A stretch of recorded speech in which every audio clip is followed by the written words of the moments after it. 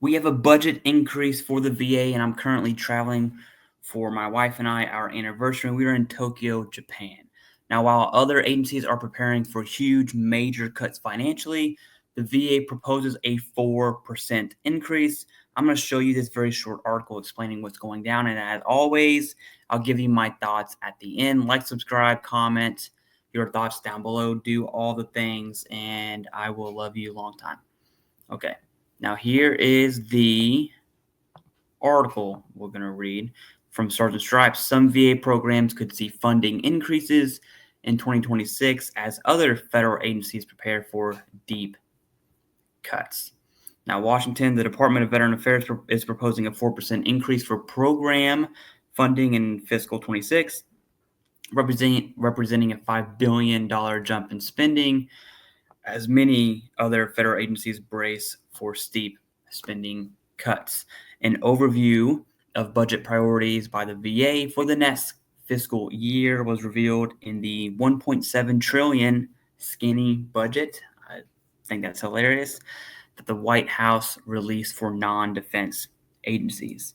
The preliminary spending plan also shows a large year-over-year cuts planned at other federal agencies, including a 30% budget decrease at the Interior Department and a 35% at the Labor Department, according to budget documents. We do not want to see that for the VA at all, especially these big numbers.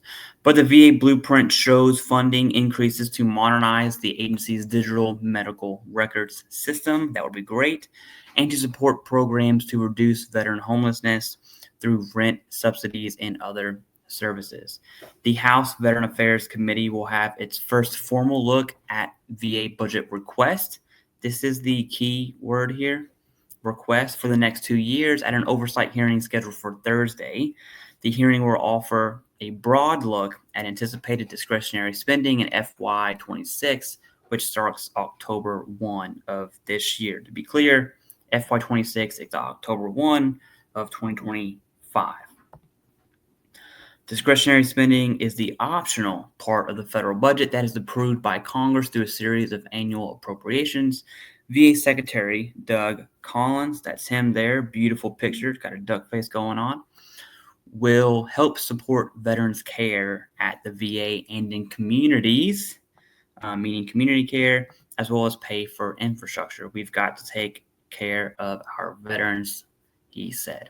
The federal budget overall would increase national security spending next year by 13% and defense, non-defense discretionary spending by more than 7%, according to the White House. But the VA also plans to trim spending through a freeze on purchasing new computer systems and by making additional workforce cuts targeting administrative positions. This is the biggest thing in question here.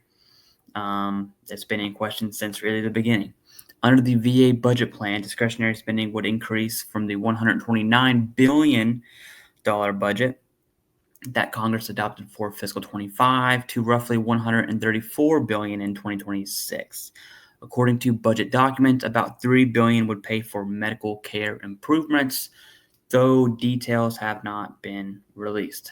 Of course not. The VA is proposing to add $2 billion for the medical records upgrade. Delaying or canceling computer system purchases could save an estimated of $500 million. The agency intends to work with the Department of Government Efficiency, that's DOGE, to review legacy computer systems, which number more than 1,000, with a goal to end redundancy of IT networks and software, according to budget documents. The 2026 spending plan anticipates another $37 million in savings from additional workforce cuts, with the focus on eliminating bureaucratic overhead and programs that support DEI, which are activities that promote diversity, equity, and inclusion.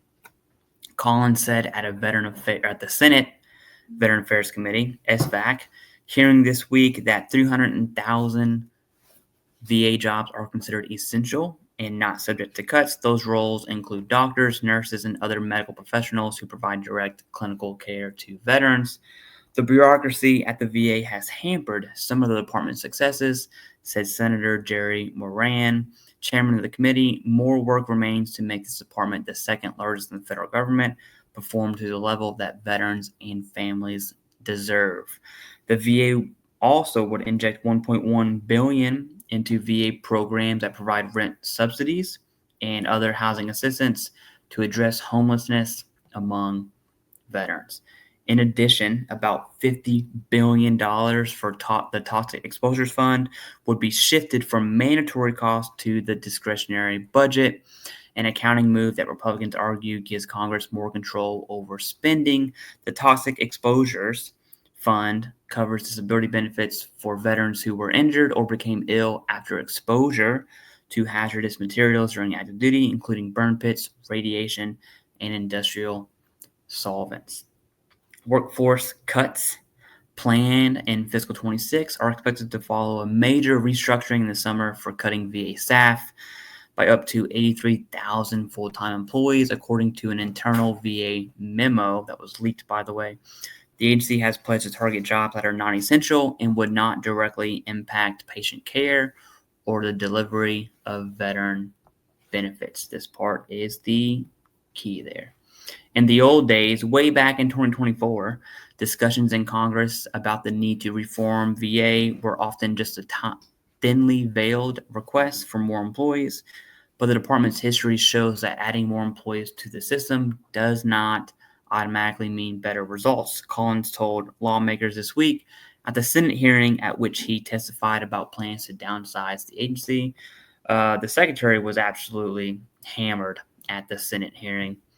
In March, Congress passed the full year continuing appropriations and extensions act that provides a funding framework for the budget work that lies ahead.